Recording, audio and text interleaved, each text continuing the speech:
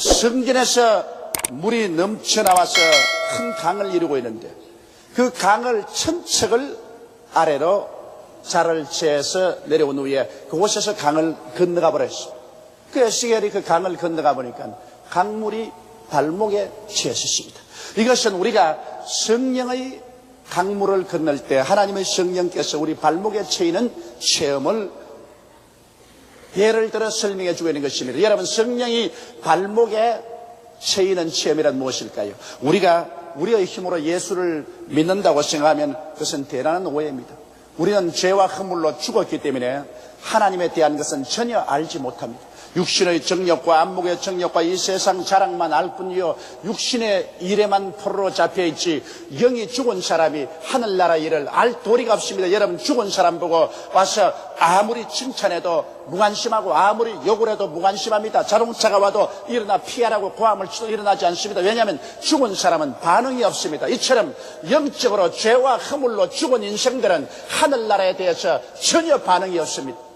오직 하늘나라에 대해서 우리가 깨달을 수 있는 것은 하나님의 성령께서 오셔서 우리 영을 살려주시는 길밖에 없습니다. 그런데 하나님의 성령께서 발목에 채이는 체험이라는 것은 바로 하나님께서 여러분과 나를 성령의 능력으로 발목을 잡는 것을 말하는 것입니다.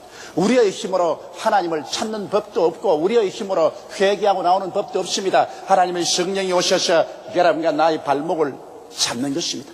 발목이 잡히면 별 도리 없이 반항을 하면서도 끌려가는 것입니다. 하나님께서는 성령을 통해서 제일 처음 체험이 여러분과 나의 발목을 잡는 것입니다. 어떠한 사람은 하나님 말씀으로 발목이 잡히고 또 다른 사람은 삶의 환경 가운데서 발목으로 잡힐 때가 있습니다. 저는 저희 과거를 돌이켜볼 때 30여 년 전에 폐병으로 발목이 잡혔습니다. 그렇지 않으면 예수를 절대로 믿을 사람이 아니요, 가문적으로도 예수 믿을 도리가 없는데 하나님께서 폐병을 보내가 발목을 탁 잡아뒀습니다. 그 폐병에 발목이 잡혀서 그때부터 성령의 계시를 받기 시작해서 예수를 구주로 모시고 하나님 앞에 나오게 되었으며, 우리 아버지, 어머님, 우리 형제들은 저 때문에 발목이 잡혔습니다. 맏아들이 폐병에 걸려서 예수를 믿고 주 안에서 구원을 받고 자꾸 기도하고 예수를 믿으라 그러니 맏아들 때문에 그만 사람의 정으로 발목이 잡혀가지고서 성령의 계시를 받고 하나님을 믿게 되었습니다. 나는 최근에 이런 이야기를 들어봤었습니다. 한 부부가 예수를 믿지 않은데 그 부인은 처녀 때 예수 믿었으나 믿지 않은 남편을 만나서 그만 세상 재미에 예수님을 완전히 버리고 말았었습니다. 그런데 부인이 중병이 걸렸었습니다. 그래서 큰 병원에서 아주 어려운 수술을 했습니다. 그리고 수술을 마치고 난 다음에 아직까지 완전히 깨어나지 않은 상태에서 그 부인은 처녀 때 믿었던 예수님을 기억하고 주님이여 나를 살려주십시오. 나를 살려주시면 이제 남은 여생은 정말 주님을 잘 섬기고 주님 뜻대로 살겠습니다 하고 간절히 기도를 했습니다. 그랬는데 환상 가운데 예수님이 나타나셔서 그 상처에 손을 얹고 간절히 기도를 해주십니다. 그런데 그렇게 아프던 몸이 예수님의 기도를 받고 난 다음에 환상에서 깨어나니까 몸이 변하고, 그리고 의사들도 이렇게 빨리 병이 나을 수가 있느냐 아주 감탄을 했습니다.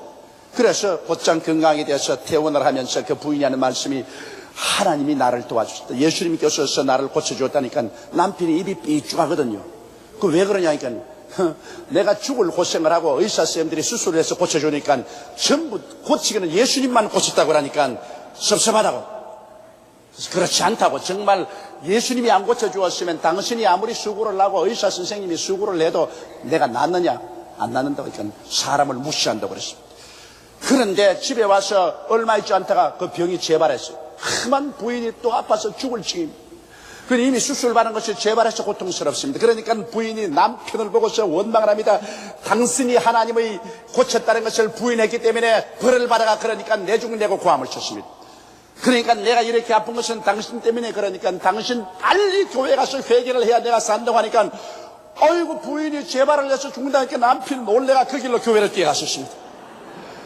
뛰어가서 교회에서 하나님 아버지여 내가 무슨 죄가 많은지 모르지만 다 용서해 주시고 내 아내를 살려달라고 그래서 매일 새벽 기도에 나가서 기도를 하고 주일 교회에 나와서 하나님 말씀을 듣고 부르짖어 기도를 했었습니다. 그래서 몇 주일을 계속 하고 나니까 하루 그 부인이 집에 있는데 갑자기 마음속에 평안이 들어오더니만 하나님의 음성이 영혼 속에 들려오더랍니다. 이제 됐다. 너 남편 발목이 잡혔다. 그러므로 오늘 이 시간부터 너가 낫는다. 그 음성을 듣고 난 다음 아주 거짓말같이 깜짝같이 병이 나버리고 말았었어요. 그래서 그 부부는 병으로 말미암아 하나님에게 발목이 잡혔었습니다. 성령에게 발목이 잡혀서 하나님의 계시를 받고 예수 그리스도를 믿게 된 것입니다. 이러므로 우리 모두 다 우리의 환경 가운데 여러 가지 면으로 성령의 능력에 발목이 잡혀가지고서 주를 믿게 된 것입니다. 그래서 발목이 잡혀서 발부동을 치면서 억지로 끌려왔었습니다. 억지로 끌려오는 사람은 마음으로 반항하고 발부동을 치면서 그러면서 끌려오는 것입니다. 그러므로 이와 같은 과정에는 끊임없이 성령과 육체의 갈등이 계속하는 것입니다. 예수를 믿게 하고 그 사람을 완전한 신앙 속에 들어오게 하는 데까지 얼마나 어려움이 많습니까?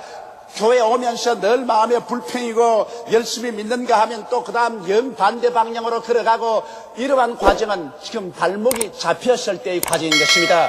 그런데 일단 하나님의 성령에 발목이 잡혀놓으면 아무리 불평을 하고 발부둥을 치고 도망을 쳐봤자 별 도리가 없습니다. 발목이 잡혀있는데 잡아당기면 끌려올 도리밖에 없는 것입니다. 이러므로 오늘날 많은 사람들이 성령이 발목까지 온 체험하고 거기에서 늘 발부둥을 치고 반항함으로 말미암아 많은 고통을 당하는 사람들이 있습니다. 그러나 이 에스겔의 환상 가운데 보면은 다시 천사가 일천척을 청량하고 난 다음에 그 강물을 건너라고 하는데 그 강물을 건너니 물이 무릎에 찼더라고 말한 것입니다.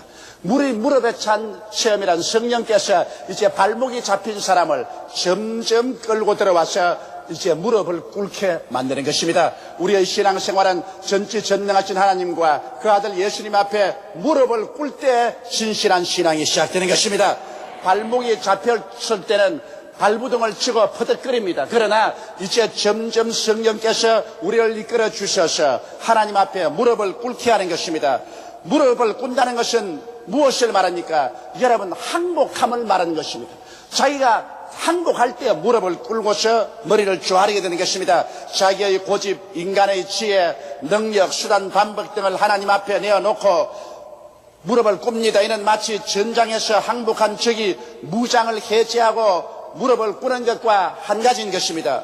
이와 같은 과정까지 오는 데는 많은 시련과 좌절이 따르게 되는 것입니다. 사람이 그렇게 쉽게 무릎을 꿇나요? 자기 힘으로 발부둥을 쳐보다가 정 안 되어서 이제는 끝장이라고 생각할 때 무릎을 꿇고 항복하는 것입니다. 많은 사람이 처음 예수님께 발목이 잡혀서 발부둥을 치고 끌려오다 완전히 헌신을 하다가 종국에 가서 여러 가지 시험과 환난을 당해야 무릎을 꿇게 되는 것입니다. 무릎을 꿇는 과정은 시간이 걸립니다만 빨리 무릎을 꿇으면 꿇을수록 우리에게는 큰 축복이 다가오게 되는 것입니다. 여러분, 우리의 신앙생활에 얼마나 많은 사망의 엄침한 골짜기를 지나야 우리가 무릎을 꿇지 않습니까? 아브라함은 무릎을 꿇는데 무려 25년이 걸렸습니다. 하나님께 발목이 잡혀서 75세 갈대아 우르 땅에서 나왔지만은 자기 고집으로 발부둥을 치고 버둥대고 25년 동안 자기 길을 가다가 나중에 서서히 자고 깨어져서 나이 100살이 되어서 비로소 그는 완전히 하나님 앞에 무릎을 꿇었습니다. 이삭이야말로 순식간에 무릎을 꿇은 사람입니다. 모리아산에 올라가서 순식간에 그는 하나님 앞에 무릎을 꿇었었습니다. 그 결과로 이삭의 생애는 아무런 시험과 환난 없이 한평생을 잘 살 수가 있었습니다. 그러나 야곱은 얼마나 발부둥을 쳤습니까? 육신의 삶의 모형이요, 하나님을 반항하는 자의 모형인 이 야곱은 하나님을 믿지만은 발목만 잡혀서 자기 뜻대로 살려고 발부둥을 치므로 20여 년 동안 수많은 상처를 입고 고생을 하고 나중에 야복 나루터에서 천사와 실험하다가 환도뼈가 어그러져서 쩔름바리가 되어 비로소 하나님 앞에 무릎을 꿇고 말한 것입니다.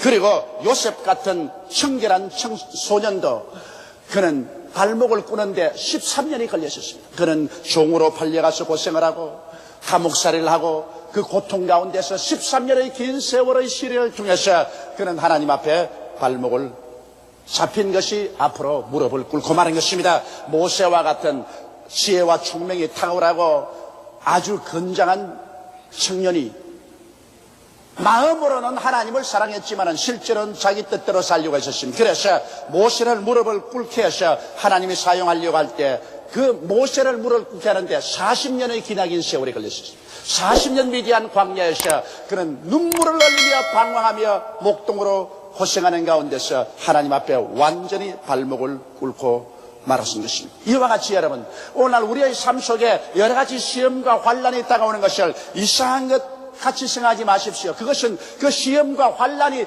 여러분과 나라에게 하나님 앞에 항복해서 무릎을 꿇게 만들어 놓는 것입니다. 하나님 앞에 무릎을 꿇어서 주여 이제 내 지혜도 지식도 총명도 내 인생도 다 주님께 내어놓습니다. 주님께서 맡아주시옵소서. 이런 신앙이 되어야 비로소 하나님의 능력을 체험할 수가 있는 것입니다. 자꾸 자기 마음대로 발부둥을 치고 도망치려고 하고 하나님과 씨름을 하고 대결하는 발목이 잡힌 상태에서는 진실로 깊은 신앙에 들어갈 수 없습니다. 그러나 무릎까지 성령이 채워 올라와서 이제는 하나님 앞에 무릎을 꿇고 항복해서 살든지 죽든지 흥하든지 망하든지 승하든지 쇠하든지 주님께 내어 맡긴다고 해야 성령께서 이제 그분을 이끌어가는 것입니다. 그리고 이제 세 번째 체험은 다시 천사가 에스겔 보고 1,000척을 더 재고 난 다음 그 강물을 건너보라고 했는데 그 강물을 건너가니까 물이 허리에 찼었습니다. 여러분, 허리라는 것은 무엇입니까? 힘을 말하는 것입니다. 사람이 허리를 다치면 그 사람은 아무 힘을 쓰지 못합니다. 그러나 허리가 튼튼하면 그 사람은 굉장히 힘이 센 사람인 것입니다. 이와 같이 강물이 허리에 닿더라는 것은 하나님의 성령께서 이제 우리의 허리까지 올라왔다. 이제는 우리를 완전히 점령해서 성령께서 우리의 힘이 되어주시는 것입니다.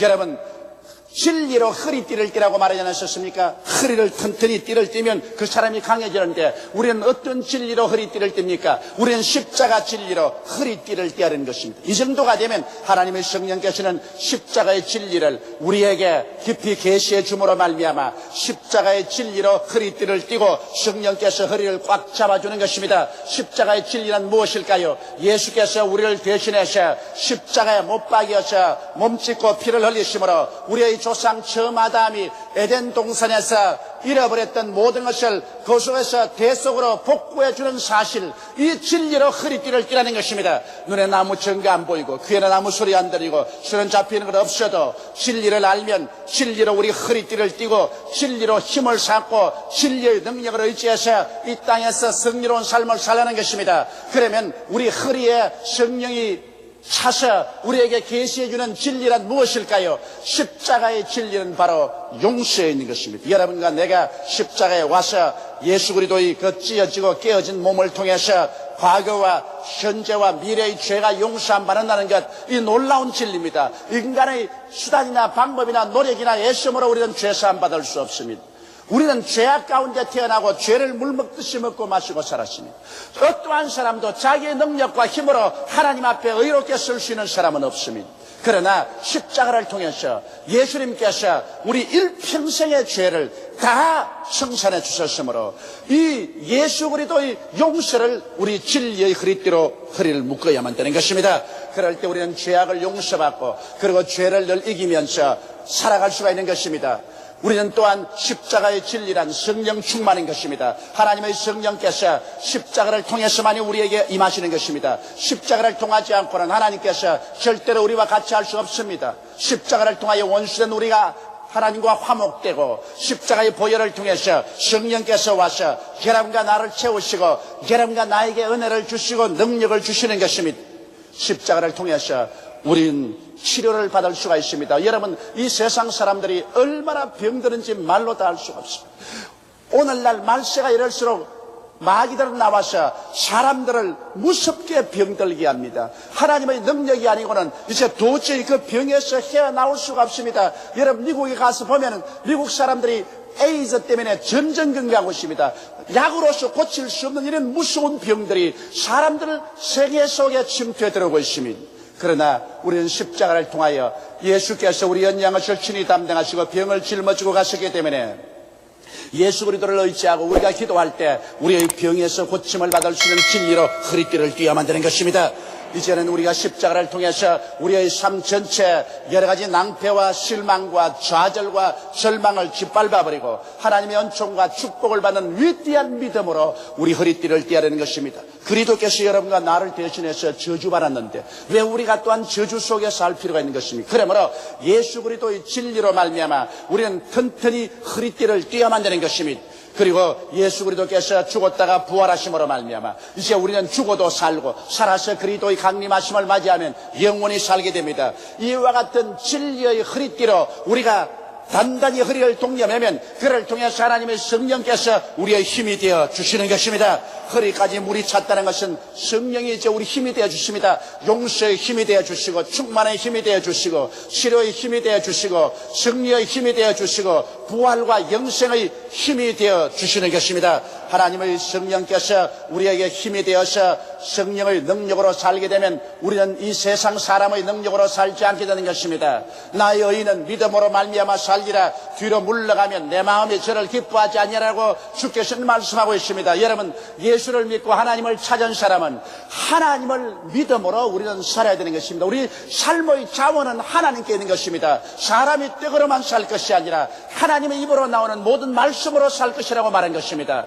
이렇기 때문에 하나님의 성령이 우리 허리춤을 잡고서 십자가의 오중복음을 계시해 주면은 이로써 허리띠를 띠고 이것을 의지하고 우리가 믿음으로 기도하며 나가야만 되는 것입니다. 우리가 진리를 알고 그다 말았으면 그를 기초로 삼고서 믿고 기도해야 되는 것입니다. 기도하지 아니하면 하나님께서 역사하지 않습니다. 너희는 내게 부르짖어라. 내가 내게 응답하겠고 크고 비밀한 일을 내게 보여주겠다고 말씀하신 대로 우리가 무엇인지 주 이름으로 구해야 하나님께서 역사하여 주시는 것입니다. 구하라 주실 것이요 찾으라 찾을 것이요 문을 두드리라 열릴 것이라고 말하셨으며 너희가 없는 것은 구하지 아니함이라고 성경은 말하고 있는 것입니다. 이러므로 진리로 허리띠를 띠고 우리는 거기에 입각해 하셔 하나님께 간절히 기도하고 구하면 오늘날 또 성령의 역사로서 여러분과 나는 놀라운 하나님의 은총과 힘을 얻을 수가 있는 것입니다. 셋째로 또 천사가 에스겔을 데리고 1,000척을 더 세우고 난 다음에 그 다음 그 강을 건너라고 하는데 이 강은 헤엄치는 물이 되고 말한 것입니다. 발이 땅에 닿지를 않습니다. 이제는 헤엄을 칠 수밖에 없습니다. 완전히 성령께 의지해서 완전히 성령님의 능력으로 사는 삶을 말하는 것입니다. 여러분, 오늘 우리는 이러한 삶은 지금 현재 상태로서는 꿈과 같은 것이겠죠. 그러나 우리 주 예수 그리스도께서는 이 세상에서 사실 동안에 완전히 하나님의 성령의 능력으로 살아셨습니다. 마치 성령의 바다에서 헤엄치는 것 같은 그런 삶으로 완전히 성령께 의지해서 예수님은 살아셨습니다. 그리고 예수님의 거룩한 12사도도 모두 다 하나님의 성령으로 충만해서 온전히 성령의 인도하심을 쫓아 성령 안에서 헤엄치듯이 살았었습니다. 오늘날 또 여러분 이와 같이 완전히 성령께 사로잡혀서 성령 충만해서 성령이 시키는 대로만 살아가는 사람들이 있습니다. 이것이 이 땅에 사는 동안에 우리의 궁극적인 목적입니다. 그리고 우리가 장차 이 세상을 떠나 천당에 들어가면 이젠 그건 완전히 성령의 세계로 들어가는 것입니다. 성령의 바다 속에 들어가는 것입니다. 그러면 우리는 성령 충만한 가운데서 삽니다. 성령은 어떠한 영일까요? 성령은 살리는 영인 것입니다. 이 에스겔이 본 것처럼 성령님께서 저 하나님의 성전에서 넘쳐나와서 저 염해로 들어가는 바다로 비교해 놓고 있는 것입니다. 그런데 성령의 바닷물이 출렁이는 곳마다 모든 죽은 것이 살아났다고 말했습니다. 광야에는 무성한 나무가 자라고 오곡백과가 물어있고 그리고 거기에는 물고기들이 놀고 모든 죽은 바다가 살아난다고 말하셨습니다. 오늘 우리가 예수 그리스도를 믿고 우리의 몸의 성전에서 하나님의 성령의 역사가 넘쳐나면 우리의 삶 전체 속에 죽은 것이 살아나기 시작하는 것입니다. 예수를 믿고 하나님께 의지한 사람이 주님과 함께 동행하게 될 때 우리의 영혼이 잘됨같이 범사에 잘되며 강건해지고 생명을 얻되 넘치게 역사하는 하나님의 생기와 생명의 역사가 우리 생활 속에 넘쳐나게 되는 것입니다. 이 세상은 사망으로 꽉 들어차 있습니다. 미움이 사망을 가져옵니다. 불안과 공포가 사망을 가져옵니다. 마음의 낙심과 좌절감이 사망을 가져옵니다. 죄책과 절망이 사망을 가져옵니다. 어느 곳에 가나 사람들이 보는 곳에는 사망의 세력이 꽉 들어차 있고, 그러므로 불행과 절망이 꽉 들어차 있습니다. 그런데 그 가운데 우리가 예수 그리스도를 모시고 기도를 통해서 성령이 우리의 성전에서 넘쳐나가게 되면 그 가는 곳마다 사망을 생명의 길로 변화시켜 놓습니다. 미움 대신에 사랑을 가져오는 것입니다. 공포 대신에 평안과 확신을 가져오는 것입니다. 좌절 대신에 용기와 승리에 대한 확신을 채워주는 것입니다. 그리고 죄책 대신에 용서와 의로 꽉 들어줍니다. 불행 대신에 행복으로 우리 마음속을 채워주는 것입니다. 이렇기 때문에 예수님께서 말씀하기를 누구든지 목마른 자는 내게로 와서 마셔라. 그리하면 너희 뱃속에서 생수의 강이 넘쳐나라고 말씀하신 것입니다. 어떠한 사람은 성령께 발목이 잡혀서 겨우 예수 믿고 구원받는 그러한 단계의 체험만 한 사람도 있습니다. 다른 사람은 하나님의 성령께 더 이끌려가서 결국에는 깨어져서 항복하여 무릎을 꿇고 주님 앞에 모든 것을 내어 맡김으로 말미암아 주님께서 그 인생을 책임져 주시고 주께서 친히 이끌어주는 체험을 하는 사람도 있습니다. 또 어떠한 사람은 더 나아가서 이제는 성령의 인도로 예수 그리스도의 십자가를 완전히 깨닫게 되고 십자가의 오중복음과 삼박자 축복을 깨닫고 그것을 삶의 힘으로 삼고 그것에 허리를 의지하고 이제는 인간의 수단과 방법으로 살지 않고 하나님 말씀에 서서 믿음과 순종으로 사는 삶을 사는 사람도 있는 것입니다. 그리고 더 나아가서 어떠한 사람은 이제 완전히 하나님의 성령께 내어 맡기고 완전히 자나 깨나 사나 죽으나 하나님 뜻대로 온전히 사는 이와 같은 신앙생활로 발전 창성해 나갈 수가 있는 것입니다. 여러분, 하나님은 여러분에 대한 분명한 뜻을 가지고 있습니다. 하나님께서는 여러분께서 멸망하기를 원치 않으시고 여러분께서 살기를 원하시는 것입니다. 이것이 바로 예수 그리스도의 생애 속에서 나타난 하나님의 뜻입니다. 바로 하나님께서는 예수 그리스도 안에서 여러분과 나를 찾아오신 것입니다. 그리고 하나님은 예수 그리스도 안에서 여러분과 나에게 생명을 주시기 위해서 찾아오신 것입니다. 우리 하나님께서는 여러분께서 죄악의 포로가 되어서 죄로 말미암아 영원히 멸망받는 것 절대로 원치 않습니다. 그러므로 하나님께서는 여러분을 심판하는 대신에 예수 그리스도의 찢어진 몸과 흘리신 피로 살리시기를 원하시는 것입니다. 하나님께서는 여러분과 제가 성령에 충만하여 하나님 말씀을 듣고 하나님과 교제하며 하나님과 대화하는 삶을 살기를 원합니다. 여러분, 오늘날 하나님께서는 기록한 말씀만 주었을 뿐 아니라 이제 하나님께서는 이 기록한 말씀만 읽을 뿐 아니라 성령으로 하나님의 말씀을 우리가 직접 마음속에 듣고 하나님과 대화하기를 원하시는 것입니다. 이러므로 살아있는 교통과 교제를 하기를 하나님 원하시는 것입니다. 하나님 말씀을 머릿속에 공부만 할 것이 아니라 우리는 하나님 말씀이 입각해서 하나님과 살아있는 대화를 하기를 하나님은 오늘날 원하십니다. 그러기 위해서 하나님은 우리에게 성령을 충만히 주시고 성령으로 말미암아 우리 가운데 역사하십니다. 하나님께서는 여러분과 내가 언제나 건강하여 생명 속에 살기를 원합니다. 우리가 병들고 연약하고 패배하는 인생을 살기를 원치 않습니다. 오늘날 온 세상은 모두 다 하나님의 도움을 바라고 있습니다. 하나님은 여러분과 나를 통해서 절망에 처한 사람에게 도움의 손길을 베풀기를 원하시는 것입니다. 이러므로 사랑하는 예수 믿는 성도 여러분, 여러분의 삶 속에 모든 저주를 다 벗어버리기를 주 이름으로 축원합니다. 여러분 마음 속에서 패배적이고 절망적이며 부정적인 이 모든 저주를 다 벗어버리고 마음속에 하나님의 축복의 생명 강수를 받아들이시게 되기를 바랍니다. 여러분과 내가 하나님께 축복을 받고 은혜를 받아야 우리의 손을 통해서 온 천하 만국에 생수의 강을 나누어 마실 수 있게 만들어줄 수가 있습니다. 이제 우리의 삶은 얼마 남지 않아요 끝나게 될 것입니다. 예수님은 곧 강림하십니다.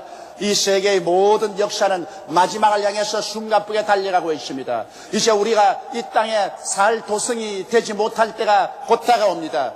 그러므로 우리는 항상 우리의 마음은 하늘나라를 사모하고 하늘나라의 목적을 두어야만 되는 것입니다. 썩어질 땅에 마음을 두지 말고 하늘나라를 바라보고 우리 주 예수 그리스도의 보좌를 향해서 간절한 소원과 마음을 가지고 살아야 되는 것입니다. 이럴 때 여러분과 나는 하나님의 성령의 생수의 넘친 가운데서 영혼이 잘 되고 범사가 잘 되고 강건한 삶의 위대한 힘을 얻고 살다가 천국까지 들어가게 되는 것입니다. 우리 다 같이 고개 숙여 기도드리겠습니다. 전능하시고 거룩하신 우리 아버지 하나님, 하나님의 성전에서 넘쳐나오는 생수가 우리들을 사로잡아 주심을 감사하옵나이다. 혹은 발목이 잡힌 사람, 혹은 무릎을 꿇은 사람, 혹은 허리에 찬 사람, 혹은 성령의 강에 헤엄치는 사람, 이러한 사람들이 있습니다. 우리는 모두 다 하나님께서는 성령의 강 속에서 헤엄치며 하나님의 생명으로 충만하기를 원하시고 있는 것을 알고 있사옵니다. 그러므로 아버지, 우리를 깨뜨려 주시옵소서. 발목이 잡혀 반항한 사람은 깨어져서 항복하게 도와주시옵시고, 항복한 사람은 더 성령에 충만해서 이제는 십자가의 진리로 허리를 묶고 말씀으로 살게 도와주시옵시고, 그러한 단계에 도착한 사람은 이제 더 기도해서 완전히 성령님의 인도를 쫓아 사는 단계까지 들어가게 도와주시옵소서. 하나님, 우리 아버지여, 버림받은 우리들을 불쌍히 여기시사 성령 보혜사를 보내셔서 우리들을 불러주시고 우리의 신앙이 점점 깊은 신앙 세계로, 하나님과의 깊은 교제로 들어가게 만들어주심을 감사하옵나이다. 우리 여의도 순복음교회 교인들은 모두 다 성령의 강에서 헤엄치는 자리에 들어가게 도와주시옵소서. 그래서 성령의 열매가 가득하고 성령의 은사가 가득하게 도와주시옵시고, 예수님의 생명이 가득하게 도와주시옵시고, 문자만 가진 형식적인 의식적인 신앙인이 되지 말게 되게 도와주시옵소서. 우리 주 예수님 이름으로 기도드리옵나이다. 아멘. 이래서 사람들은 하나님의 뜻대로 살려고 말하면 두려워하고 겁을 내어서 할 수만 있으면 하나님을 피하고 하나님 뜻대로 살기를 원치 않냐는 그런 잘못된 생각을 가지고 있는 것입니다. 그러나 이와 같은 생각은 너무나 중대한 잘못인 것입니다. 여러분, 하나님은 절대로 좋으신 하나님인 것입니다. 좋으신 하나님께서 우리에게 나쁜 것이 일어날 것을 원할 수가 없고, 좋으신 하나님께서 우리의 삶의 즐거움을 빼앗고 우리에게 고통을 갖다 주고 이것을 바라보고 즐거워할 변태적인 성격을 가진 그런 하나님은 아니신 것입니다. 하나님께서는 성경 말씀 가운데 그 아들을 아끼지 않고 우리 모든 사람을 위하여 내어주시니까 어찌 그 아들과 함께 모든 것을 우리에게 은사로 주지 아니하시겠나요? 그와 같이 기록하고 있는 것입니다. 그러므로 우리에게 구원을 주시고 영생을 주시며 천국의 영광을 주시고 눈물과 근심과 탄식과 죽음과 이별하는 것이다 고하는 것이 없는 삶을 주시기를 원하시는 하나님은 좋으신 하나님이요, 여러분 한 사람 한 사람에 대한 하나님의 근원적인 뜻은 좋은 것이 있는 것입니다. 내 영혼이 잘됨같이 내가 범사에 잘되며 강건하기를 내가 간구한다는 하나님은 좋은 하나님인 것입니다. 도적이 오는 것이 도적질하고 죽이고 멸망시키는 것뿐이요, 내가 온 것은 양으로 생명을 얻게 하되 더 풍성히 얻게 하려 하노라는 하나님의 근본적인 여러분에 대한 뜻은 좋은 곳이 있는 것입니다. 그런데 중대한 문제는 우리의 일상생활 속에서 우리들은 하나님의 뜻과 하나님의 때를 분별해서 그것을 취하지 못하고 하나님의 뜻에 어긋나서 살든지 하나님의 뜻 앞에 뛰어서 가든지 하나님의 뜻에 너무 처져서 가든지 해서 인생을 실패하는 사람들이 많이 있는 것입니다. 그렇기 때문에 오늘 저는 여러분에게 하나님의 뜻과 하나님의 때에 맞추어서 보조를 맞추어 삶을 살아가는 길로 안내하고자 하는 것입니다. 우리의 삶 속에 하나님의 뜻이 임하고 하나님의 때가 맞추어지면은 우리의 심령 속에 몇 가지 뚜렷한 징조가 나타나기 시작하는 것입니다. 이 징조를 보고서 하나님의 뜻이 나와 같이 하고 하나님의 때가 내게 임하였구나 하는 것을 우리가 알 수가 있는 것입니다. 제일 첫째 징조로서 여러분 하나님의 뜻 안에 여러분이 들어가고 또 여러분께서 하나님의 뜻을 취하게 되면은 여러분 마음속에 이상하리만치 놀라운 뜨거운 소원이 마음 가운데 일어나기 시작하는 것입니다. 오늘 읽은 성경 말씀 빌립보서 2장 10절에 보면 하나님께서 우리 가운데 역사하셔서 자기의 기쁘신 뜻을 위하여 우리의 마음속에 소원을 일으켜서 행하게 한다고 말한 것입니다. 여러분이 하나님의 뜻과 일치가 되면 여러분의 가슴 속에 전에 인간으로서 체험하지 못한 뜨거운 소원이 일어나기 시작하는 것입니다. 오늘날 우리가 하나님께 기도할 때 무슨 일이든지 하나님의 뜻에 맞지 아니하면 기도하는데 머릿속에서는 이것을 이대로 실천해야 되겠다고 생각하지만은 마음으로는 소원이 일어나지 않습니다. 예를 들어 말하면 여러분 우리 순복음 중앙교회에 대한 것입니다. 우리 교회가 평균 한 달에 5,000명 가까운 성도들이 결심을 하고 우리 성도들로서 등록에 들어오고 있는 것입니다. 이러므로 현재 우리 수용 능력을 아무리 확대해도 지금 결심하고 들어오는 수를 다 감당할 수가 없을 정도인 것입니다. 그래서 수많은 사람들이 제게 와서 합리적인 이야기를 합니다. 조 목사님 생각해 보십시오. 여기에는 더 이상 교회를 확장할 수 없습니다. 그리고 주차장도 없습니다.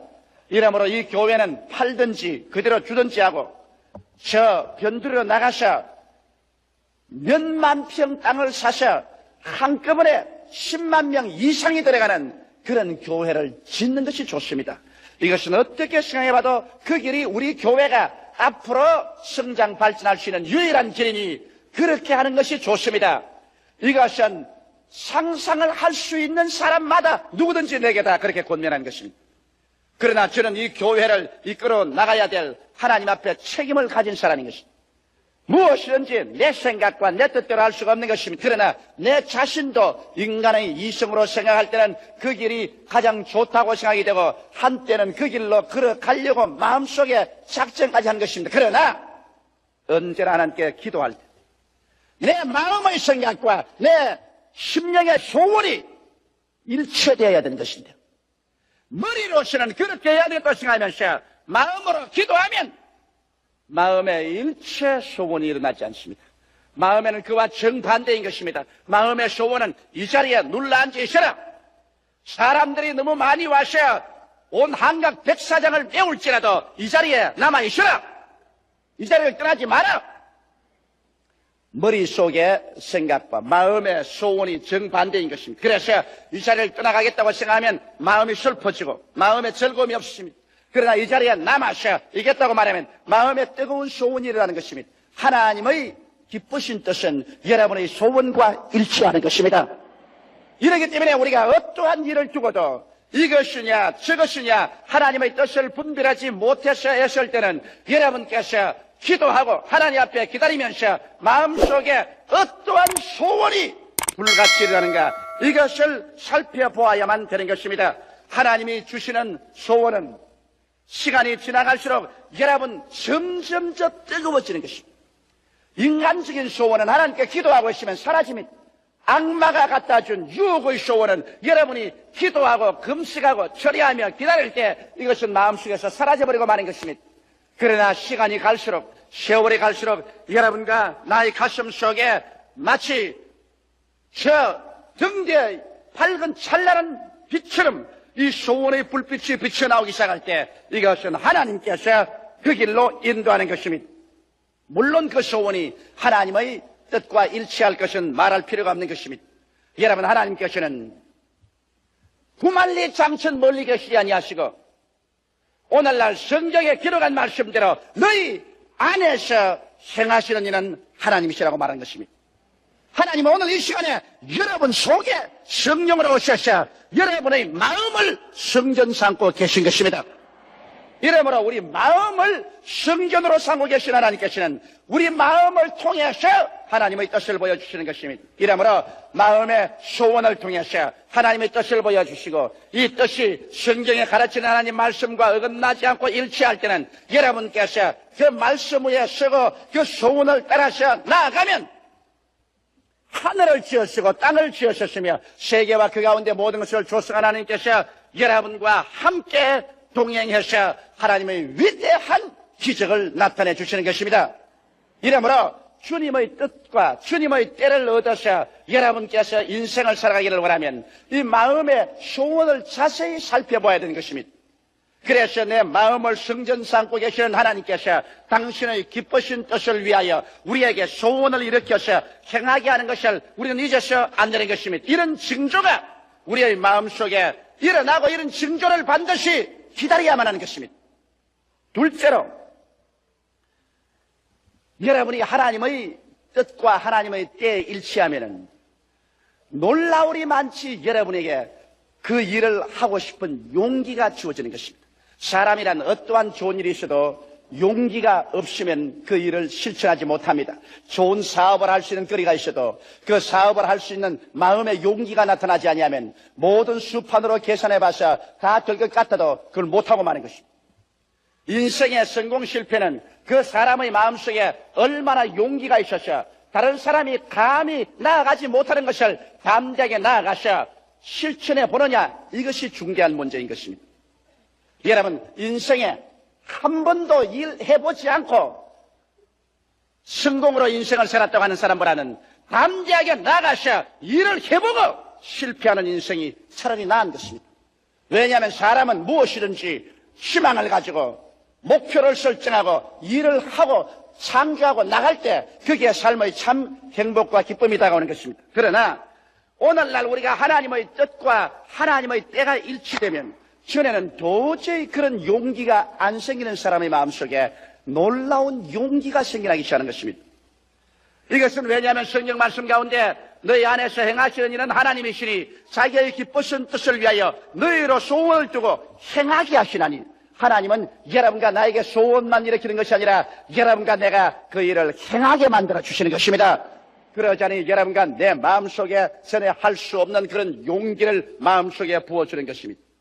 성경 말씀 가운데 보면 하나님께서 언제나 하나님의 뜻을 보여주고 난 다음에는 그 뜻을 실천할 때가 오면은 마음속에 초인적인 용기를 부어준 적이 있습니다. 모세가 이스라엘 백성을 이끌고 이제 적과 꿀이 흐르는 변경에 왔을 때 하나님께서 모세를 천국으로 데려가셨습니다. 그리고 요수아를 세워서 모세의 후계자가 되어서 이스라엘 백성을 인도하여 적과 꿀이 흐르는 땅으로 인도하게 한 것입니다. 그래서 하나님의 뜻은 요수아가 이스라엘의 인도자가 되는 것이 나타난 것입니다. 그러나 요수아에게는 이것을 집행할 만한 마음속에 용기가 없었습니다.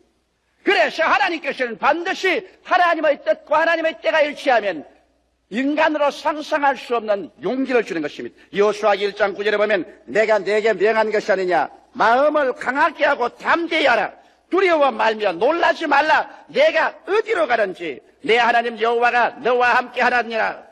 이와 같이 말씀하므로 마음을 강하게 하고 담대히 하는 용기를 주어서 그래서 상상할 수 없는 일을 실천할 수 있도록 만들어 주시는 것입니다.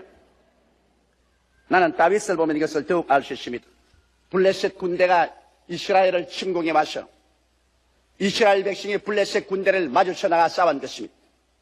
사울 왕의 군대 장관들, 사울 왕의 군대들은 백전용장이었습니다. 그러나 저 블레셋 군대 가운데서 골리앗이라는 거대한 장수가 나와서 산천초목이 쩌렁쩌렁 울리도록 이스라엘을 도전하니 이스라엘의 모든 장수들은 골리앗만 나오면 모두 다 놀라서 바위 밑이나 나무 밑에 숨기 바빴습니다. 그래서 전쟁은 정체되어 있고 이스라엘의 사기는 땅에 떨어지고 그래서 전쟁에 이스라엘이 패할 수밖에 없는 처지였을 때 조그마한 목동인 다윗이 형들 방문 왔다가 그 사건을 보고 난 다음에 그 마음의 분개심이, 왜냐하면 하나님께서 다윗을 사랑하사 그를 들어 하나님께서 사용하기를 작정했기 때문에 그날 하나님께서 다윗에게 인간이 상상할 수 없을 만한 용기를 넣어준 것입니다. 여러분, 이스라엘 장수들이 골리앗을 대항해서 나갈 수 없은 것은 용기가 없었습니다. 그들은 하나님의 뜻을 알았습니다. 이스라엘이 이방과 싸워서 이기는 것은 하나님의 뜻입니다. 그러나 아무리 하나님의 뜻과 하나님의 때가 와도 용기가 없으니까 나가지 못합니다. 그런데 조그마한 초립동 다윗에게는 하나님께서 비상한 용기를 주었습니다. 그래서 그는 말하기를 이 할례 없는 짐승 같은 사람이 감히 하나님의 군대를 모욕하는 일이 있을 수가 있느냐, 내가 나가서 그를 강칼에 베겠다. 형들이 꾸짖고 모든 사람들이 안 된다고 하는데 이 다윗 속에는 충천하는 용기가 승인 것입니다. 이것은 다윗이 스스로 만드는 용기가 아닙니다. 어떻게 하여 백전노장들이 다 겁이 나셔 도망을 치는데 조그마한 초립동 다윗 전쟁을 한 번도 안 해본 그 사람의 마음속에 이와 같이 충천한 용기가 승이 날 수 있습니까? 이것은 하나님께서 다윗을 통해서 골리앗을 치기 위한 하나님의 뜻과 때가 되었기 때문인 것입니다. 그래서 사무엘상 17장 45절로 41절에 보면 다윗이 골리앗을 향해서 물맷돌을 들고 나갈 때 그가 말한 것이 기록되어 있습니다. 다윗이 블레셋 사람에게 이르되 너는 칼과 창과 단창으로 내게 오니와 나는 만군의 여호와의 이름 곧 내가 모여가는 이스라엘 군대의 하나님의 이름으로 내게 가노라. 오늘 여호와께서 너를 내 손에 붙이시니 내가 너를 쳐서 내 머리를 베고 블레셋 군대의 시체로 오늘 공중의 새와 땅 짐승들에게 주어 온 땅으로 이스라엘의 하나님이 계신 줄 알게 하겠고 또 여호와의 구원하심이 칼과 창에 있지 아니함을 이 무리로 알게 하리라. 전쟁은 여호와께서 한 것인즉 그가 너희를 우리 손에 붙이시리라. 이 조그마한 초립동이 어떻게 그렇게 담대한 말을 하고 그는 창과 칼과 단창도 없이 물맷돌 들고서 골리앗을 향해서 나갈 수가 있겠습니까? 그것은 하나님의 뜻과 하나님의 때가 왔기 때문에 하나님께서 그에게 용기를 부어 넣어 주신 것입니다. 그래서 그가 나가서 물맷돌을 던짐에 물맷돌이 골리앗의 이마 정통을 깨뜨리고 돌이 골 속에 들어가며 골리앗이 꺾으러지고 다윗은 골리앗이 칼을 뽑아 그 목을 베고 그날 대승리를 이스라엘에게 안겨주게 된 것입니다. 이와 같이 여러분 마음속에 아무리 뜨거운 소원이 일어나도 그러나 그 일을 할 수 있을 만한 용기가 주어지지 않으면 하나님의 뜻은 얻었어도 아직 하나님의 때를 얻지 못했습니다. 여러분 아무리 하나님의 뜻이라도 사람은 때를 얻어야 승리하는 것입니다.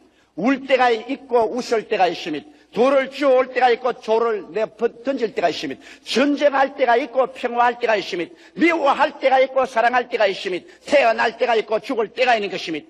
그래서 우리가 때를 얻어야 되는데 하나님의 뜻은 마음속에 뜨거운 소원을 통해서 우리가 하나님의 뜻을 알 수 있지만은 하나님의 때는 때가 얻어질 때 마음속에 용기가 생기기 시작하는 것입니다. 저는 10여 년 전부터 우리 최하실 목사님께서 밤낮을 일본 선교를 해야 된다고 권면을 하셨습니다. 우리 최 목사님께서 우리 한국의 사명은 우리의 원수인 일본을 복음화하는 것이 하나님 사명이다. 내 원수를 사랑하라고 주님께서 말씀했는데 일본을 위해서 기도하고 일본을 구원해야 된다. 그래서 일본이 복음화되면 온 동남아 20억의 모든 사람들이 구원을 받는다. 그래서 최하실 목사님이 일본 구령을 위해서 열심히 기도했고 과거 17년 동안 일본을 다니면서 끊임없이 복음을 전했습니다. 그러나 나는 전혀 소원이 일어나지 않았어. 최 목사님 가시고 나는 안 간다. 그거는 최 목사님에게 주신 사명이지 내게 준 사명은 아니다. 그랬는데 점점 때가 오며 지금부터 3년 전부터 내 마음속에 소원이 불길같이 일어납니다. 이제는 일본에 가서 복음을 전가하겠다는 소원이 납니다. 그래서 하나님 뜻인지 알지만 용기가 안 생겨요. 왜? 매달마다 내가 어떻게 일본을 가느냐. 매달마다 나는 일본에 가서 복음 전가한다는 것 이거 도저히 할 용기가 안 생깁니다. 그런데 금년에 들어오자마자 작년부터 갑자기 기도하는데 마음속에 하나님이 용기를 주기 시작하는 것입니다. 그렇게 할 수 있는 용기, 이것은 주의 때가 왔다는 것입니다.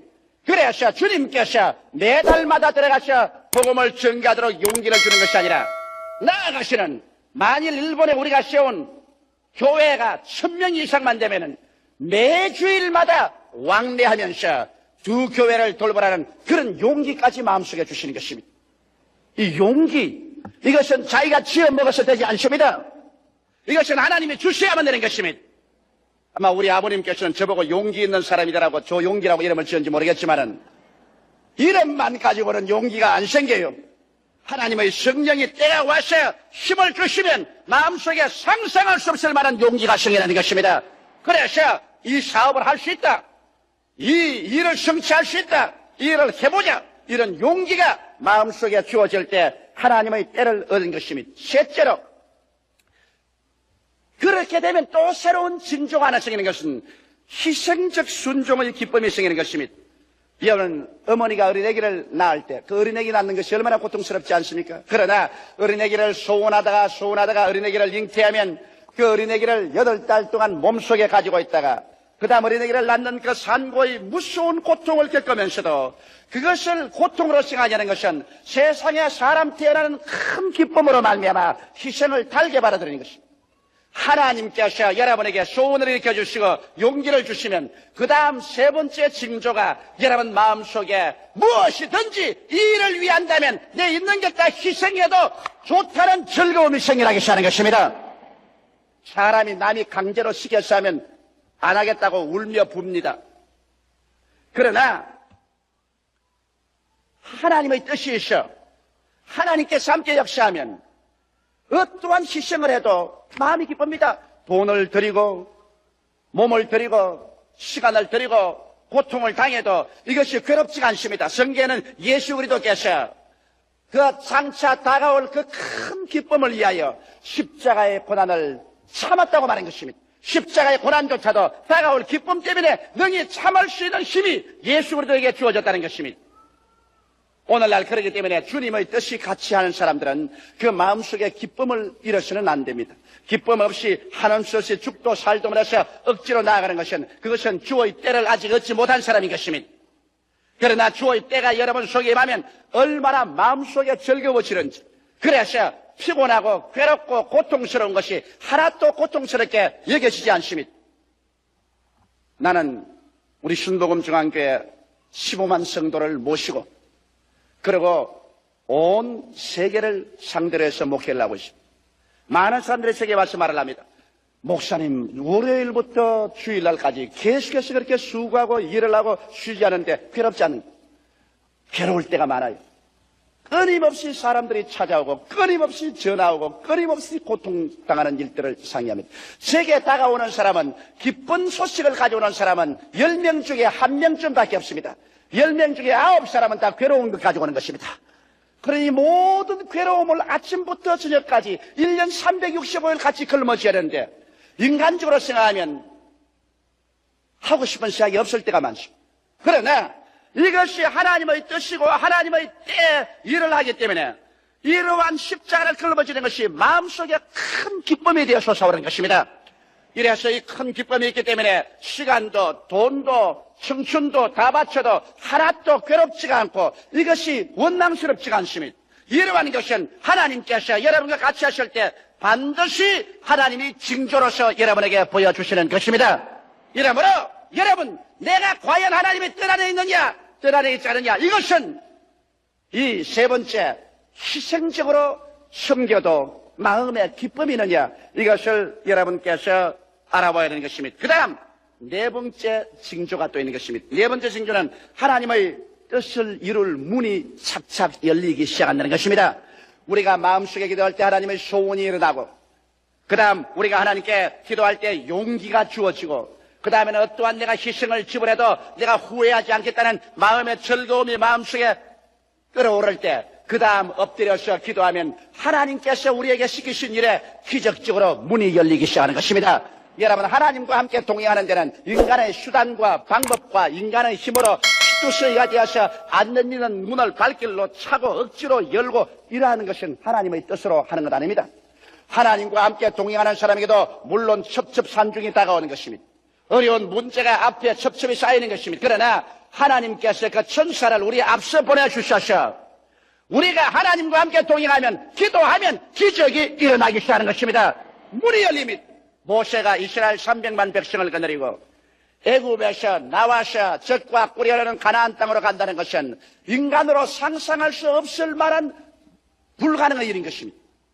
그런데 이스라엘 백성이 홍해수가에 왔을 때 거기에서 배도 없고 교량도 없습니다. 그런데 애굽의 대군대가 총동원해서 이스라엘을 도로 사로잡으러 다가오는 것입니다. 이럴 때 이스라엘의 모든 백성들은 모두 다 홍해수가에서 발을 뻗고 통구하고 고함치시 말하기를, 모세야, 우리가 애굽의 어느 곳에 무덤이 없어서 이곳에 와서 우리를 죽이려고 하느냐. 모세와 하나님을 향해서 원망할 때 모세는 하나님 앞에 엎드려 기도했습니다. 그러자 하나님께서 모세에게 곧장 문을 열어주신 것입니다. 모세야, 왜 내게 부르짖느냐. 너는 지팡이를 내밀어 홍해수로 갈라치게 하라. 그래서 모세가 지팡이를 내어서 홍해수를 향하며 홍해수가 갈라지기 시작하는 것입니다. 그래서 이스라엘 백성들이 마치 물 가운데를 육지처럼 통과해서 건너편으로 가고, 이것을 시도해서 따라오던 애굽 사람들은 물이 다시 덮쳐짐에 물에 다 빠져 죽은 것입니다. 이와 같이 불가능의 여러 가지 사건들이 우리 앞을 가로막아 들어오더라도 하나님께서 같이 하시면 희한하게 기도하면 문이 열리기 시작하는 것입니다. 광야를 생각해 보십시오. 물도 없지요, 양식도 없지요. 그런 가운데 300만을 거느리고 모세는 40년 광야를 방황했습니다. 인간으로 상상할 수 없는 일것입니다. 그러나 하나님이 같이 계시니까 바위에서 물이 솟아오르고 공중에서 만나가 내려오고 옷이 떨어지지 아니하고 신발이 닳지 아니하고 그들에게 약한 자나 병든 자가 한 사람도 없었다고 말한 것입니다. 하나님께서 그들에게 귀한 길을 열어주신 것입니다. 이러기 때문에 우리가 하나님의 뜻을 알고 하나님의 때를 따라서 무슨 일을 하면은 어떠한 어려움이 다가와도 그 어려움 때문에 우리가 망하지 않습니다. 우리가 기도할 때마다 하나님이 응답하여 주셔서 그 손길을 베풀어 귀하게 길을 열어주시는 것입니다. 이래서 그 따르는 표적으로 말씀을 확실히 전가하여 주시는 것입니다. 예레미야서 33장 3절에 너는 내게 부르짖으라. 그리하면 내가 내게 응답하겠고 내가 알지 못하는 크고 비밀한 일을 내게 보여주리라고 말씀한 것입니다. 우리 하나님께서 여러분과 나를 위해서 예비한 하나님인 것입니다. 이러므로 하나님은 여러분과 나를 위해서 크고 비밀한 일을 예비해 놓고 난다. 우리가 기도할 때 그 신기한 능력으로 이 크고 비밀한 일을 보여주셔서 여러분과 나를 승리하도록 이끌어가기를 원하시는 것입니다. 이런데 오늘날 너무나 많은 성도들이 분명하게 하나님의 뜻을 알고 생활하지 못하기 때문에 그들의 생활 속에 낭패와 실망을 당합니다. 하나님은 여러분 속에 여러분과 함께 살기 때문에 여러분을 하나님의 계획과 뜻대로 이끌어주기를 원하시는 것입니다. 하나님은 여러분과 같이 주무시고 같이 깨어나고 같이 일하십니다. 하나님은 여러분 속에 계신 것입니다. 여러분과 함께 인생을 살기를 원하시는 것입니다. 이러므로 여러분이 하나님의 뜻을 분명히 알고 하나님과 손을 잡고 승리로운 삶을 살기를 원하시는 것입니다. 이렇기 때문에 언제나 무슨 일을 하든지 먼저 하나님의 기쁘신 뜻이 마음의 소원으로 이루어오는가를 살펴보십시오. 그 다음 둘째로 내가 하나님께서 주신 용기가 있어 이 일을 시행할 수 있는지 알아보십시오. 셋째로 어떠한 희생이 다가와도 조금도 후회 없이 즐거움으로 여러분의 생애를 던질 수 있는가 생각해 보십시오. 넷째로 여러분이 기도할 때 하나님께서 여러분 앞에 신기하게 길이 열리는가 찾아보십시오. 이것이 통과되면 하나님의 뜻은 여러분에게 주어지고 하나님의 때를 여러분 만난 것이 되는 것입니다. 이 길을 향하여 걸어가십시오. 그러면 여러분은 틀림없이 크고 비밀된 일을 여러분 생애 속에 체험하고 여러분 삼박자 축복을 체험할 수 있게 되는 것입니다. 다 같이 고개 숙여 기도드리십시다. 살아계시고 거룩하신 아버지, 사람들은 하나님과 자기 자신을 분리해서 생각할 때가 많습니다. 하나님은 하늘에 계시고 자기는 땅에서 혼자 산다고 생각할 때가 많습니다. 그러나 성경에는 분명하게 너희 안에서 행하시는 이는 하나님이시라고 하셨어. 오늘 하나님께서는 성령으로 말미암아 우리의 몸을 성소 삼, 우리의 마음을 성전 삼고 살아계시오니 감사하옵나이다. 이러므로 우리는 하나님과 함께 일하는 자요, 하나님과 함께 사는 자들이기 때문에 아버지 일거수일투족이 하나님의 뜻을 쫓아 사는 우리들이 되게 하여 주시옵소서. 내 아버지 하나님이시여, 오늘 이 성도들에게 하나님이 우리와 함께 하실 때 우리에게 일어나는 네 가지 마음의 징조를 말씀해 드렸습니다. 아버지, 마음의 소원이 일어나고 행할 용기가 주어지고 어떠한 희생이 다가와도 후회하지 않은 기쁨이 넘쳐나고, 그리고 기도할 때 환경에 불가능의 장벽이 무너지고 문이 열릴 때 하나님께서 우리와 같이 가신 것을 알고 우리가 담대하게 나갈 수 있다는 것을 말씀 전하셨습니다. 하나님 아버지, 오늘 제2부 예배 출석한 성도들마다 이 하나님의 뜻을 알고 하나님과 동행함으로 말미암아 후회하지 않는 인생을 살아갈 수 있는 여러분들이 다 되게 하여 주시옵소서. 예수님 이름으로 축복하고 기도드리옵나이다. 아멘. 은혜 많이 받으셨다면 아멘이라고 댓글에 남겨주세요. 동영상 전체 보기는 동영상 하단 링크나 고정 댓글을 참고해 주세요. 감사합니다. 성령님 없이는 우리가 아무것도 아닙니다. 성령 하나님, 오늘 하루 저희와 함께하여 주시옵소서. 오늘 하루 예배를 받아 주시옵소서. 오늘 하루 종일 영광 받아 주시옵소서. 오늘 하루 종일 함께하여 주시옵소서. 오늘 하루 종일 통치하여 주시옵소서. 오늘 하루 종일 가르쳐 주시옵소서. 오늘 하루 종일 훈계하여 주시옵소서. 오늘 하루 종일 인도하여 주시옵소서. 예수님의 이름으로 기도드렸사옵나이다. 아멘.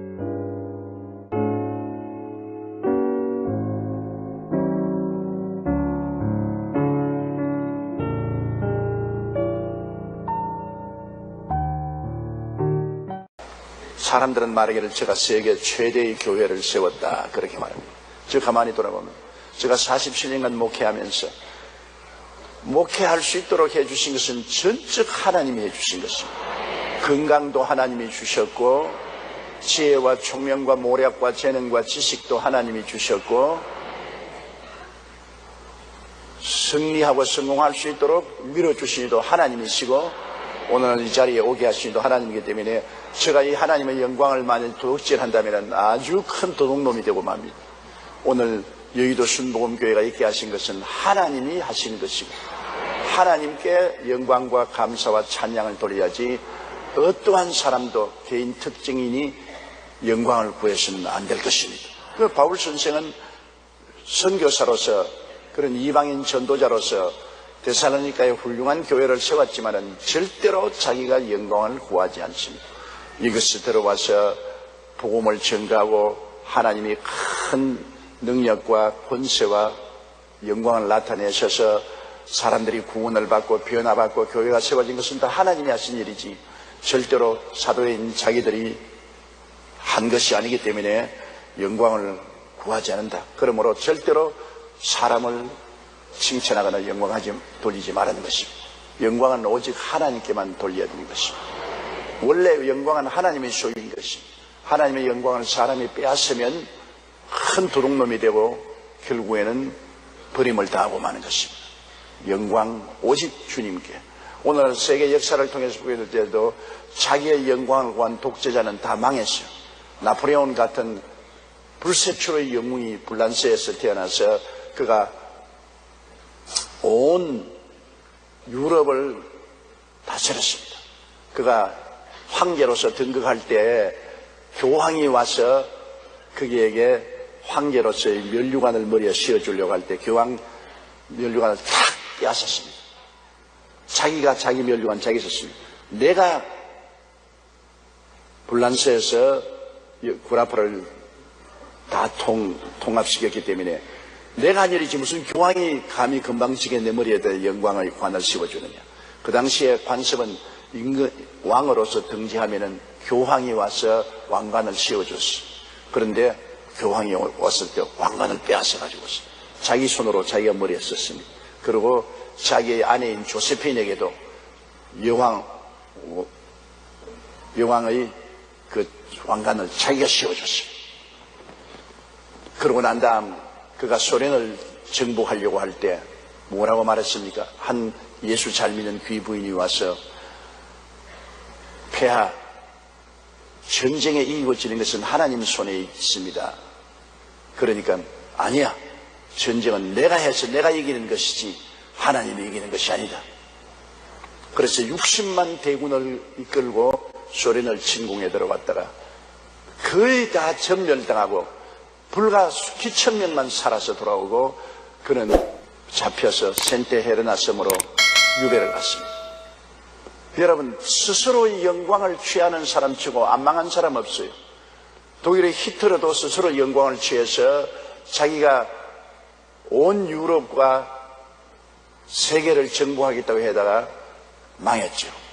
일본도 대동아 전쟁 동안에 대동아에서 일본이 중심국이 되고 일본의 천황을 왕의 하나님 자리에 얹혀놓으려고 하다가 멸망했지 않습니까? 교만은 패망의 선봉이요 거만한 마음은 넘어짐의 앞잡이인 것입니다. 영광은 하나님의 것입니다. 물건을 도둑질하는 것도 도둑질하는 것이지만은 영광을 도둑질하는 것은 더 무서운 도둑놈인 것입니다. 그러므로 우리는 서로 사람에게 영광을 돌려서는 안 됩니다. 절대로 사람에게 영광을 돌리지 말고 영광은 오직 하나님께만 돌려야 되는 것입니다. 그러므로 우리가 그리스도의 사도로 능히 존중할 터이나 그러나 너희에게든지 다른 이에게든지 사람에게는 영광을 굳이 아니한다. 사람에게 칭찬받아봤자 무슨 소용이 있습니까? 사람은 오늘 칭찬했다가 내일 죽일 놈, 못된 놈이라고 하지 않습니까? 옛날에 이승만 대통령 동상을 남산에 세우고 전부 박수를 치더니 4.19 사태가 나니까 동상에 목을 걸어가지고 잡아 당겨가지고서 그 목이 떨어지고 넘어졌지 않습니까? 레닌의 동상이 온 소련과 위성국에 다 세워졌으나 동그라파가 망할 때 가는 곳마다 레닌의 동상이 니둥거려졌습니다. 그러므로 사람의 칭찬이란 어제 있다가 오늘 사라지고 허무맹랑한 것입니다. 사람의 영광을 구하면 안 됩니다. 사람에게 잘 보이려고 하는 것이 아닙니다. 그게 바로 요사이 말하는 포퓰리즘이라고 합니다. 사람 귀에 달콤하게 하고 사람 좋게 하는 것입니다. 현재 여러분 좋게 하는 것은 아편주사입니다. 아편 놔주면은 근심 걱정 다 잃어버리고 구름에 뜬 것처럼 근데 들어서 하는 이야기 난 안 맞아봤기 때문에 몰라요. 아편주사는 맞으면 그렇답니다. 옛날에 제가 시골에서 자랄 때는 대마초가 동리마다 다 심어져요. 대마초가 삼밭이 바로 대마초여서 그건 대마초인 줄 몰랐어요. 삼을 많이 심어가지고서 그래 삼을 잘라서 그것을 큰 바깥에 솥을 만들어서 쪄서 그것을 벗깁니다. 우리도 뭐 밤늦게까지 그 삼대 껍질을 벗겨서 삼배씨를 만드는데 그때 보니까 무선들이 대마초 잎을 말려가지고서 이렇게 손에 비벼가지고서 종에 넣어서 담배를 말아가지고서 피우면서 눈이 여러 담배를 피우고 있더라고요. 그래서 내 생각에는 그때 야 불쌍하다. 돈이 없어서 담배를 피우지 못해서 삼나무 잎 사기를 저렇게 말아서 피우는구나. 아련하다. 그렇게 생각했는데 이제 보니까 그게 대마초야. 그게 일종의 마약적인 효과를 발해서 그래서 머슴들이 그걸 피고 눈이 멜렐레.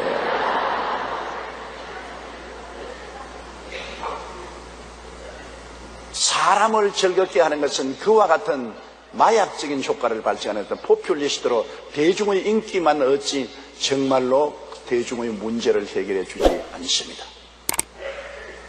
아르헨티나이 전쟁 이후에 제일 먼저 선진국에 돌입할 것이라고 했는데 아르헨티나 정치인들이 포퓰리즘을 사용했습니다. 대중들의 인기에 영합해서 모두 노동자, 농민들 중심으로 세금을 무겁게 나에 매기고 그 세금을 가져와서 나눠먹기를 했습니다. 그러니까 사업가들이나 부자들이 다 무너지고 나눠먹는 것 며칠 갑니까? 며칠 안 가고 온 나라가 다 가난해지고 선진국 문턱에 들어갔다가 그냥 주저앉아버리고 마는 것입니다. 포퓰리즘, 사람들에게 영광을 받기 위해서는 사람의 귀에 듣기 좋은 소리 하면 좋아요. 지금 우리나라에도 사람들에게 전부 가난한 사람 정부가 다 돌보아 주겠다. 너희들 교육비로부터 의료비로부터 생활비까지 다 나라가 도와주겠다. 듣기 좋지 않아요. 나라가 다 도와주겠다. 그러나 나라가 온 국민 전체를 뭐 교육비나 의료비나 생활비 도와줄 만한 재원이 어디 있습니까? 돈이 어디 있습니까? 그러면 잘 사는 사람 세금 빼앗았어. 잘 사는 사람 세금을 빼앗으면 몇 년 빼앗겠습니까? 10년을 갈 것 같습니까? 그거 다 빼앗아서 나눠 먹기식으로 하면 얼마짜리예요? 부자도 망하고 가난한 사람은 일 안 하고 얻어먹는다고 좋아 박수 치지 않습니까? 일 안 하고 정부가 도와주니 좋다. 게으른 사람 더 게으러지고 나라는 쑥대밭이 되고 마는 것입니다. 공산주의가 다 저렇게 거지 나라가 된 것은 바로 그 때문인 것입니다. 공산주의는 제일 처음에는 전부 공산주의가 들어갈 때 좋다고 박수쳤습니다. 해방되고 난 다음에 우리 한국이 굉장히 가난하고 헐벗고 굶주렸을 때 공산주의자들이 시장 바닥에서 여러분이요 토지 가진 사람 부농들을 다 빼앗아가지고 우리 같이 나누어 먹는 것이 공산주의입니다. 모든 농민들이 박수를 치고 그 연설하는데 우리도 서서 어릴 때 그 연설을 들었습니다. 그리고 저도 공산당 선언이라는 책을 얻어가지고서 그걸 읽고 처음에는 굉장히 감동을 느꼈습니다. 왜? 모두 다 있는 사람 그 빼앗아가지고서 골고루 나누어 준다. 굉장히 듣기 좋지 않아요? 그래서 정부가 토지나 공장을 다 접수해가지고서 정부가 모든 사람을 고용해가지고서 일을 똑같이 시켜서 똑같이 나누어 먹는다. 그랬는데 여러분 정부가 모든 토지와 공장을 다 접수해가지고서 모든 사람에게 직장을 주고서 똑같이 일하고 똑같이 나눠준다니까 좋게 들렸지만은 서로 일을 안 하려고 그러거든요. 왜냐하면 똑같이 일해서 똑같이 나눠 먹고 하는데 내가 일을 조금이라도 더 할 거는 뭐냐? 사람들의 마음이란 내 것이 돼야 일을 해요. 내 것이 안 되고 내가 아무 일을 해도 똑같이 다 나눠 먹는다. 그러니까 일할 이유를 잃어서 공산주의 사회에서 생산성은 떨어지고 물건을 만들어도 아무렇게나 그냥 숫자만 채우면 된다고 그렇게 만들고 상품이 안 되고 결국은 공산주의 경제는 붕괴되고 온 세계에서 가장 낙후된 공산주의가 되고 마는 것입니다. 나누어 먹는 거 좋죠. 그러나 여러분 나누어 먹는다는 것이 한없이 재원이 있어야 나누어 먹을 수 있죠. 그리고 자꾸 나누어 먹는데 얻어만 먹겠다 하면 나는 일 안 하고 게을러지고 일하는 사람만 일하게 만들면 일하는 사람이 사기가 떨어져서 일하려고 하겠습니다. 이렇기 때문에 이 세상에서 공짜만 자꾸 얻어먹으려고 하면 안 되는 것입니다. 내가 더 많이 일을 하고 일한 것을 가지고서 이웃에 나누어 먹는 것은 좋은 일입니다. 물론 부자들이 더 많은 세금을 내어서 가난한 사람을 도와주는 그러한 사회 안전망을 구축하는 것은 좋은 일입니다. 그거는 어느 나라든지 해야 돼요. 예를 들면 도가 넘쳐가지고서 전부 가난하고 헐벗고 굶주리고 일 안 하는 사람도 일하는 사람하고 똑같이 살게 해주겠다. 그러면 일할 사람 아무도 없어지는 것입니다. 이러므로 사람들의 귀를 달콤하게 하기는 참 쉬워요.